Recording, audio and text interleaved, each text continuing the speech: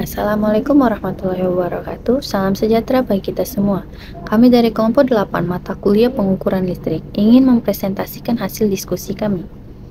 Perkenalkan terlebih dahulu, nama saya Wandani Putri Siregar dari kelas Teknik Elektro C 2023 dan teman-teman saya. Perkenalkan, nama saya Grace Nikita Panjaitan. Perkenalkan, nama saya Tulus Sinaga. Di sini, izinkan kami untuk memberikan penjelasan tentang materi penggunaan osiloskop pada mata kuliah pengukuran listrik kepada Bapak dosen dan teman-teman semua yang menonton video ini selama beberapa waktu ke depan.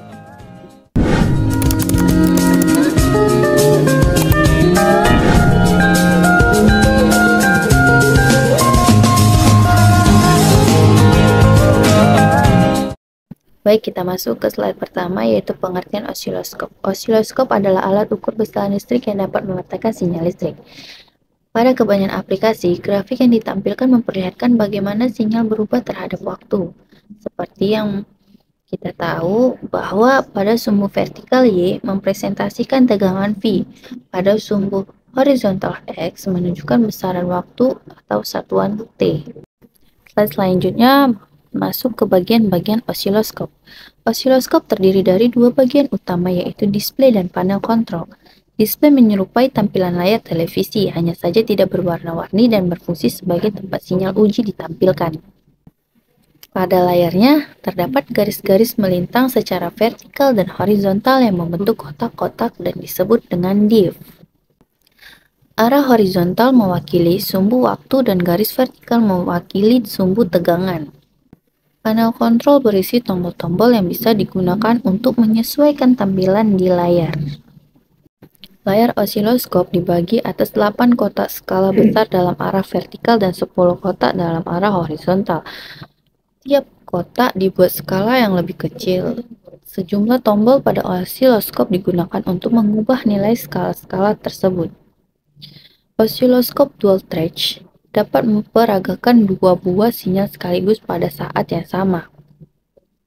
Cara ini biasanya digunakan untuk melihat bentuk sinyal pada dua tempat yang berbeda dalam suatu rangkaian elektronik. Pada gambar tersebut bisa kita lihat bahwa bagian-bagian osiloskop terdapat kontrol intensitas, focus, vertikal, horizontal, dan trigger. Slide selanjutnya yaitu kegunaan osiloskop. Secara umum, osiloskop berfungsi untuk menganalisa tingkah laku besaran yang berubah-ubah terhadap waktu yang ditampilkan pada layar, untuk melihat bentuk sinyal yang sedang diamati. Dengan osiloskop, maka kita dapat mengetahui beberapa frekuensi, periode, dan tegangan dari sinyal.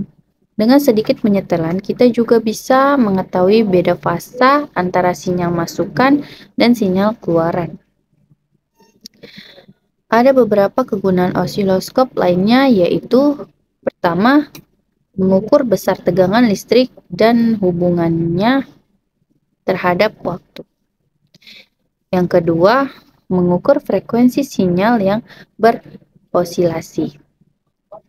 Yang ketiga, mengecek jalannya suatu sinyal pada sebuah rangkaian listrik.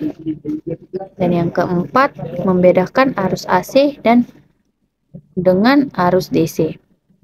Dan yang kelima, mengecek noise pada sebuah rangkaian listrik dan hubungannya terhadap waktu. Prinsip dan cara kerja osiloskop. Osiloskop analog. Osiloskop analog adalah alat yang digunakan untuk melihat bentuk gelombang sinyal listrik. Cara kerjanya sebagai berikut. Yang pertama, sinyal listrik yang ingin dilihat dimasukkan ke osiloskop melalui kabel. Yang kedua, sinyal ini diperkuat sehingga cukup kuat untuk ditampilkan. Yang ketiga, sinar elektron di layar osiloskop bergerak secara horizontal atau ke kiri, ke kanan dengan kecepatan tetap, mewakili waktu. Dan yang keempat, sinyal listrik membuat sinyal elektron bergerak naik turun di layar, mewakili tegangan sinyal. Dan yang kelima, perpaduan gerakan horizontal dan vertikal menampilkan bentuk gelombang sinyal listrik di layar. Dengan osiloskop analog, kita bisa melihat bagaimana sinyal listrik berubah seiring waktu, yang sangat membantu dalam mendiagnosis dan menganalisis masalah listrik. Dalam elektronika. Saya akan melanjutkan presentasi, yaitu menjelaskan prinsip dan cara kerja osiloskop digital. Osiloskop digital adalah alat yang digunakan untuk melihat, menganalisis bentuk gelombang sinyal listrik dengan cara yang lebih modern daripada osiloskop analog. Osiloskop digital mengubah sinyal listrik menjadi data digital yang kemudian ditampilkan di layar sebagai bentuk gelombang. Alurnya itu seperti berikut. Sinyal listrik masuk ke dalam osiloskop melalui kabel atau probe. Kemudian sinyal listrik ini diubah menjadi data digital oleh komponen yang disebut analog to digital converter. Data digital disimpan dalam memori osiloskop. Lalu data yang disimpan diproses oleh prosesor untuk diubah menjadi bentuk gelombang. Hasil pemrosesan ditampilkan di layar sebagai bentuk gelombang yang bisa dianalisis. Dengan osiloskop digital, kita bisa menyimpan, memproses, dan menganalisis sinyal listrik dengan lebih akurat dan fleksibel. Penggunaan osiloskop. Pada saat menggunakan osiloskop perlu diperhatikan beberapa hal sebagai berikut. 1. Yaitu memastikan alat yang diukur dan osiloskop dihubungkan pada ground. Di samping untuk keamanan, hal ini juga untuk mengurangi suara dari frekuensi radio atau jala-jala. 2. Memastikan probe dalam keadaan baik. 3. Kalibrasi tampilan bisa dilakukan dengan panel kontrol yang ada di osiloskop. 4. Tentukan skala sumbu Y atau tegangan dengan mengatur posisi tombol volt pada posisi tertentu. Jika sinyal masuknya diperkirakan cukup besar, gunakan skala volt yang besar. Jika sulit memperkirakan besar tegangan masuk, gunakan atenuator 10 kali peredam sinyal pada probe atau skala volt dipasang pada posisi yang paling besar. 5. Tentukan skala untuk mengatur tampilan frekuensi sinyal masukan. 6. Gunakan tombol trigger atau hold off untuk memperoleh sinyal keluaran yang stabil. 7. Gunakan tombol pengatur fokus jika gambarnya kurang fokus. 8. Gunakan tombol pengatur intensitas gambarnya jika gambarnya sangat kurang terang. Sebelum menggunakan osiloskop harus dikalibrasi terlebih dahulu. Sesuaikan tegangan masukan sumber daya yang ada di belakang osiloskop sebelum kabel daya dimasukkan stop kontak. Nyalakan osiloskop dengan menekan tombol power. Set saluran pada tombol CH1 dan set pada mode auto. Atur intensitas jangan terlalu terang pada tombol intent. Atur posisi berkas cahaya horizontal dan vertikal dengan mengatur tombol yang bernama horizontal dan vertikal. Set level mode pada tengah-tengah minus dan positif. Set tombol tegangan bertanda V pada 2 volt. Sesuaikan dengan memperkirakan terhadap tegangan masukan. Pasang probe pada salah satu saluran. Misalnya CH1 dengan tombol pengalih AC atau DC pada kedudukan AC. Atur saklar atau switch pada pegangan probe dengan posisi pengalih 1. Atur time per divisi pada posisi 1 meter per second agar tampak garis kotak-kotak yang cukup jelas. Osiloskop siap digunakan untuk mengukur tegangan. Langkah-langkah untuk mengukur tegangan arus bolak-balik atau AC adalah sebagai berikut. Sinyal AC diarahkan ke CH input dan setel saklar mode untuk menampilkan bentuk gelombang yang diarahkan ke CH tersebut. Diatur saklar volt per divisi untuk menampilkan kira-kira 5 divisi bentuk gelombang. Diatur saklar second per divisi untuk menampilkan beberapa gelombang. Atur penampilan gelombang secara vertikal sehingga puncak gelombang negatif. Gelombang berhimpit dengan salah satu garis gratikul horizontal. Atur tampilan gelombang secara horizontal sehingga puncak berhimpit dengan pusat garis gratikul vertikal. Hitunglah tegangan puncak ke puncak dengan menggunakan persamaan peak to peak, yaitu defleksi vertikal dikali penempatan saklar volt per divisi. Mengukur tegangan DC. Mengukur tegangan DC dapat dilakukan dengan cara pilih mode source pada line, pilih mode coupling pada DC, pilih DC pada tombol AC DC. Siapkan baterai yang akan diukur.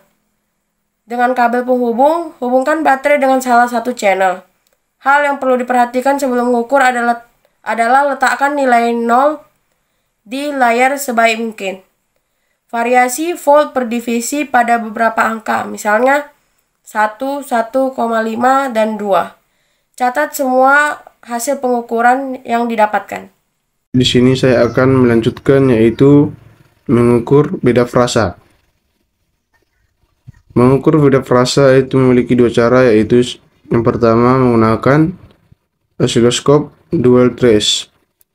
Sinyal pertama dihubungkan pada kanal A, sedangkan sinyal kedua dihubungkan pada kanal B dari osiloskop.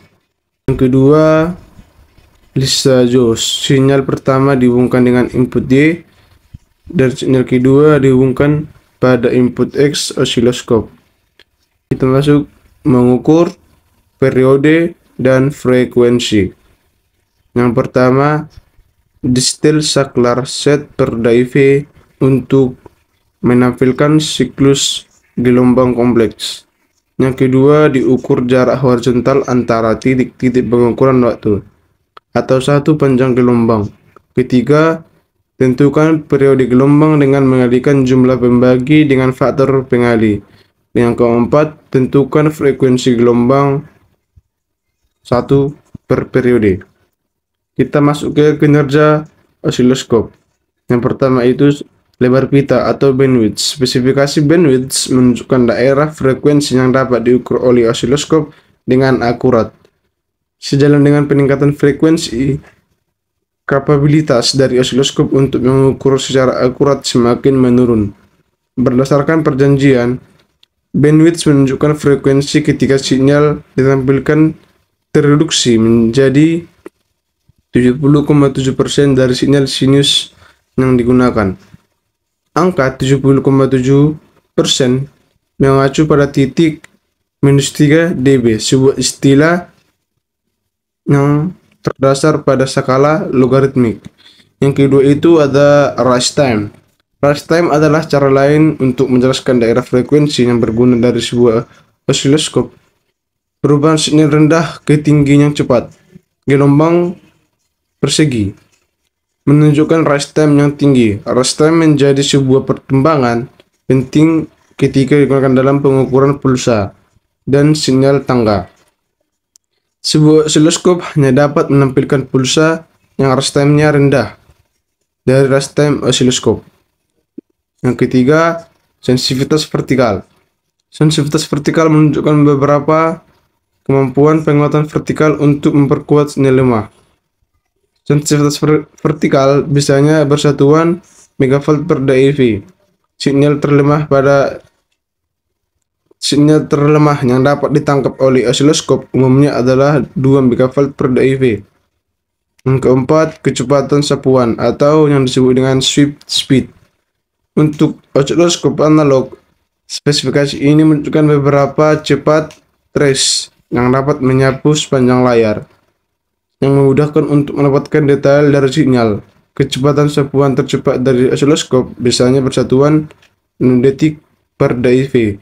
Yang kelima itu akurasi gain. Akurasi gain adalah akurasi penguatan menunjukkan sebuah nilai teliti dari sistem vertikal melemahkan atau menguatkan sebuah sinyal. Yang keenam adalah basis waktu atau akurasi horizontal. Akurasi horizontal menunjukkan seberapa teliti sistem horizontal menampilkan waktu dari sinyal. Biasanya hal ini dinyatakan dengan persentase error. Yang ketujuh adalah sample rate pada osiloskop digital. Sampling rate menunjukkan laju pencuplikan yang bisa ditangkap oleh ADC. Sample rate maksimum ditunjukkan dengan megasampel per detik. Semakin cepat osiloskop mencuplik sinyal, semakin akurat osiloskop menunjukkan detail suatu sinyal yang cepat. Sampel rate minimum juga penting jika diperlukan untuk melihat perubahan kecil yang berlangsung dalam waktu yang panjang. Yang ke-8 itu adalah resolusi ADC atau disebut juga dengan resolusi vertikal. Resolusi dari ADC atau dalam satuan bit menunjukkan seberapa cepat ADC dapat mengubah tegangan masukan menjadi nilai digital. Yang ke-9 itu adalah panjang record. Panjang record dari sebuah osiloskop digital menunjukkan beberapa banyak gelombang dapat disimpan dalam memori. Tiap gelombang terdiri dari jumlah titik. Titik-titik ini dapat disimpan dalam sebuah rekod gelombang. Panjang maksimum dari rekod tergantung dari banyaknya memori dalam osiloskop. Karena osiloskop hanya dapat menyimpan dalam jumlah yang terbatas, ada pertimbangan antara detail record dan panjang record. Karena itu dapat memperoleh sebuah gambaran detail untuk menentukan waktu yang pendek atau gambaran yang kurang mendetail untuk jangka waktu yang lebih lama. Pada beberapa osiloskop, kita dapat menambahkan memori untuk meningkat panjang record. Kesimpulan yang kami dapat dari presentasi kali ini yaitu 1. Fungsi osiloskop secara umum adalah menganalisa tingkah laku besaran yang berubah-ubah terhadap waktu yang ditampilkan pada layar untuk melihat bentuk sinyal yang sedang diamati. Yang kedua itu pada prinsip kerjanya antara osiloskop analog dan digital memiliki prinsip dasar yang sama. Hanya saja pada osiloskop digital gelombang yang akan ditampilkan lebih dulu disampling atau dicuplik dan digitalisasikan dengan ADC. Yang ketiga itu cara penggunaan osiloskop adalah yang pertama pengkalibrasian, kemudian mengatur fokus, intensitas, kemiringan, X position, dan Y position. Setelah probe dikalibrasi, maka dengan menempelkan probe pada terminal tegangan acuan maka akan muncul tegangan persegi pada layar.